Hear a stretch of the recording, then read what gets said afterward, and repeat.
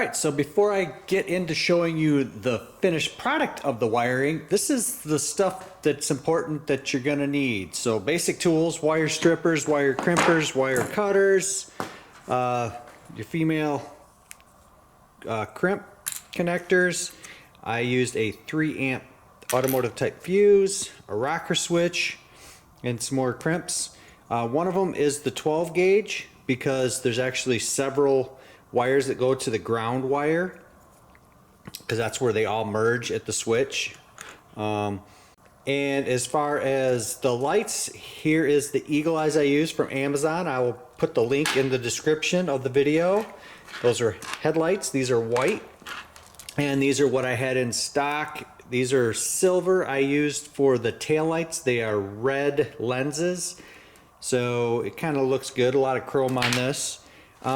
I literally used the last of my wire in the build, but it's very similar to this. I left this out as a note. I will put a link in the description also.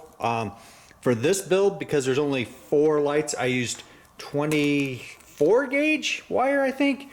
If I was doing a whole lighting system, I might use bigger wire. It kind of all depends on what you got going on.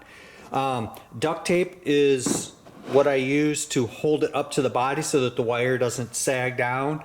And instead of a whole bunch of crimp connectors, I actually soldered the individual wires. These are teeny. I mean, these things are, shoot, I don't even know what gauge that is, but I soldered all of these to the main wire that goes to the front and then wired it to the back, and just shrink wrapped it. And you got to use your flux and your solder, and I love my Milwaukee cordless solder gun, iron, whatever you want to call it. So that's kind of the materials you're gonna have to order, guys, and the rest is just tools to drill the pilot holes for the LEDs. 3/8 twist drill bit. You know, your driver, you can do it with a screwdriver.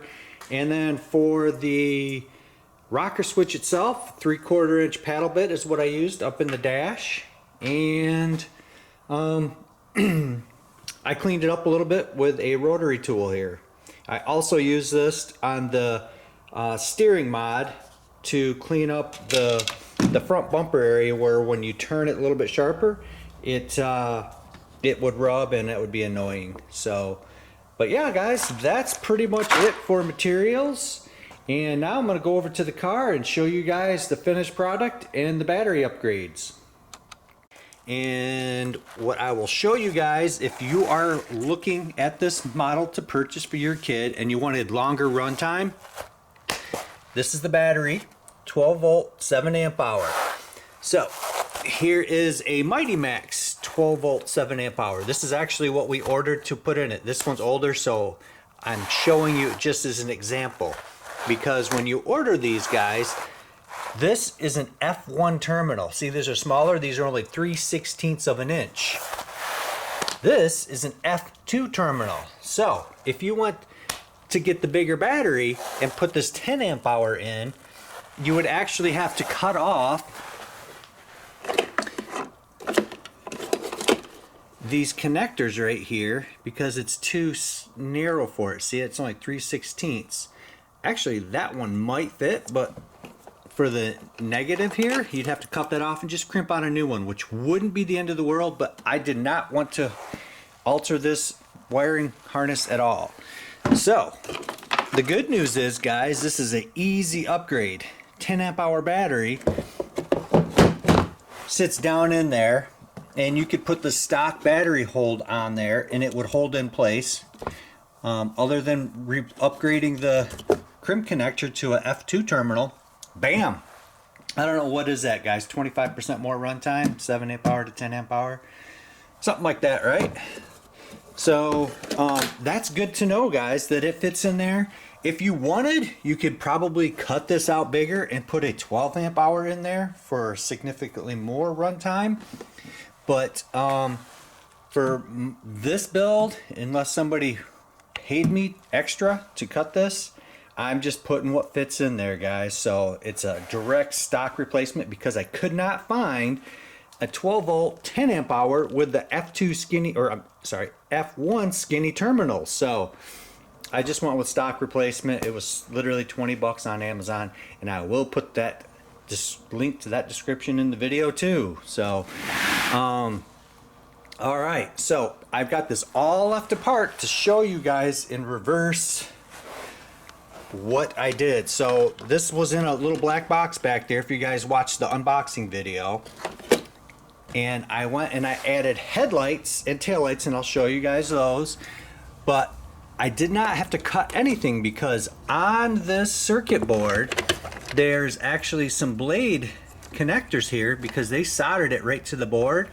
I just plugged, this is where the battery plug is, right? I literally just plugged a crimp connector, female crimp connector, into the positive and negative.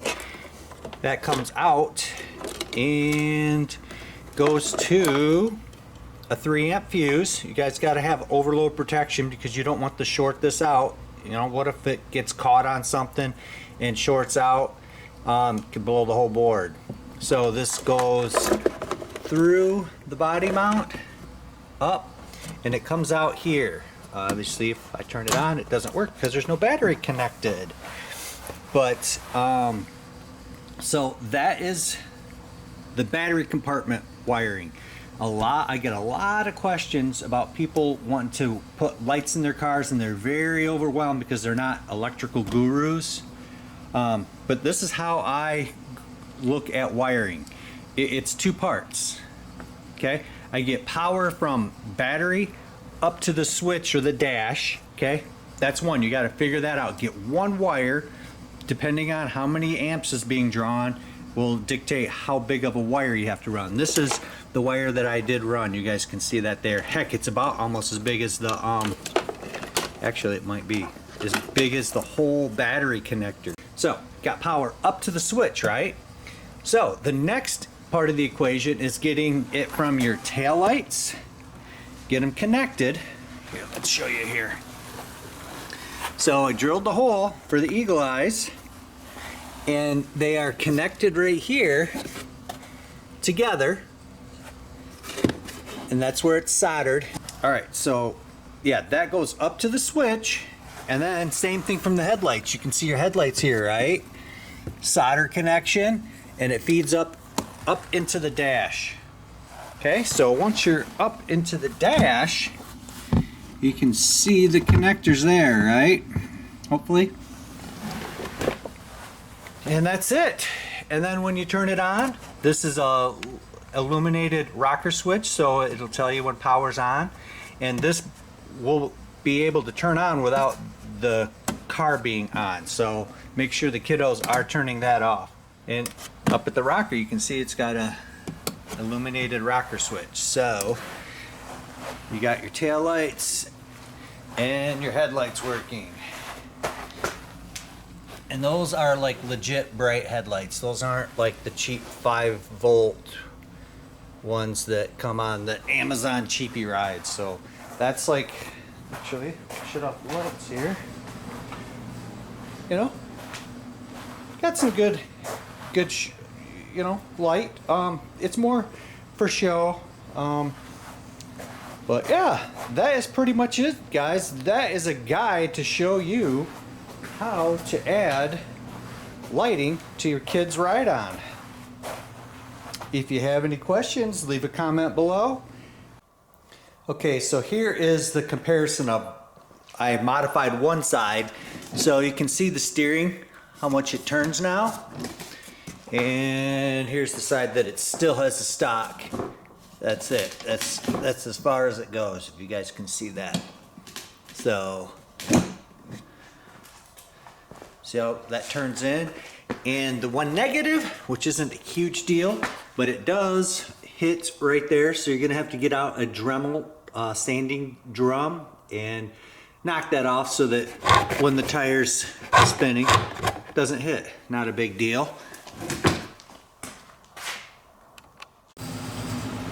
All right, so here's what the stock steering stop looks like, and this is where I have removed the plastic cover, and I was getting ready to cut the little steering stop off, and to me it might be pressed in there. So what I'm gonna do is just take the whole thing out and see if I can just knock it out instead of getting the grinder out. But if not, I'm just gonna grind it. So that's what it looks like before, and you can see where it hits. No good.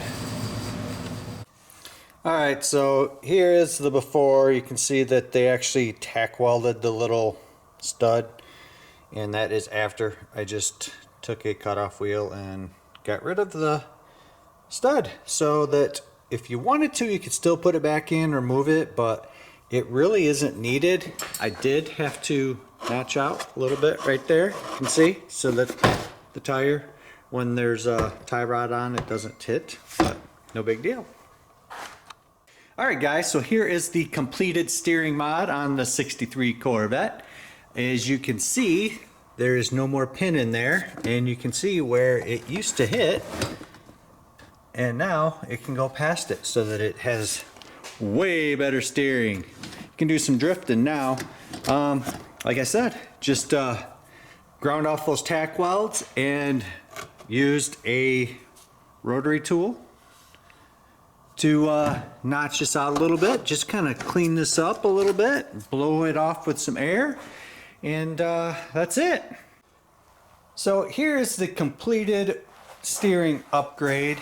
Much better steering radius. I don't know if you guys saw that before, but